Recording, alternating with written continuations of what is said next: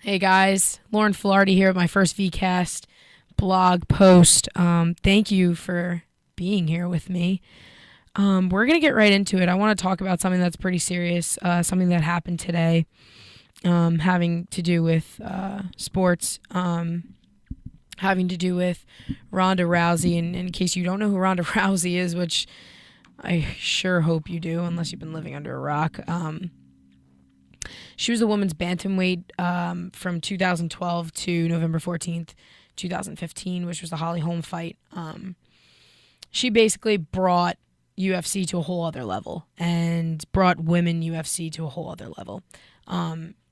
She gave a face to female fighters, and a lot of the times when people think about UFC, they think about Ronda, whether it's men fighting or women fighting. They think about Ronda Rousey, which is incredible to think that a female athlete kind of brought a sport to a whole other level.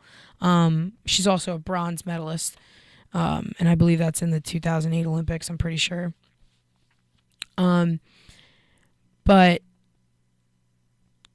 she was on the Ellen DeGeneres show today, which was her first sit-down interview since she lost to Holly Holm back in November. And she said some things that I don't think anybody was really expecting, especially coming from her, especially coming from such a strong woman. She basically said after her loss against Holly Holm that she was contemplating suicide. And for me, being a huge Ronda Rousey fan and idolizing her, and hearing her say that she was contemplating suicide because of this loss is kind of just it hits a soft spot. It really does.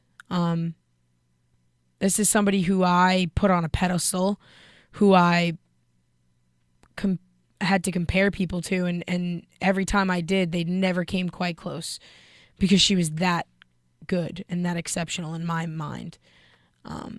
As an athlete, going from that standpoint, worked harder than I think anybody did, wanted it more than everybody did. And she based her career off of being undefeated. That's something that not a lot of people can do. I mean, her first fight in UFC, she won. It was a submission. And she had 12 straight wins. But one loss out of that can do a lot to somebody, and it did a lot to Ronda. And she kind of just, she told Ellen that after that fight, she believed that she was nothing. And she said, who was she without being undefeated? Who was she without UFC? Who was Ronda without being an undefeated bantamweight champion? And coming from being an athlete and losing, I've never gone undefeated in my career of playing softball, but losses are hard. I think everybody can kind of relate to that. Losing is a hard thing to do. But when you're undefeated in your sport, in every single match that you've had, that loss is bigger than a lot. And obviously for Ronda, it kind of broke her identity a little bit.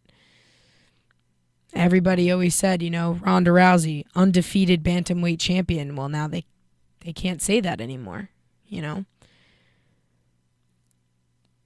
But I do believe that she's going to come back stronger, and she's already got a fight scheduled already, and it's Miesha Tate, who she beat to get the bantamweight champion back in 2012 against Holly Holm, and whoever wins that fight, Ronda gets to fight.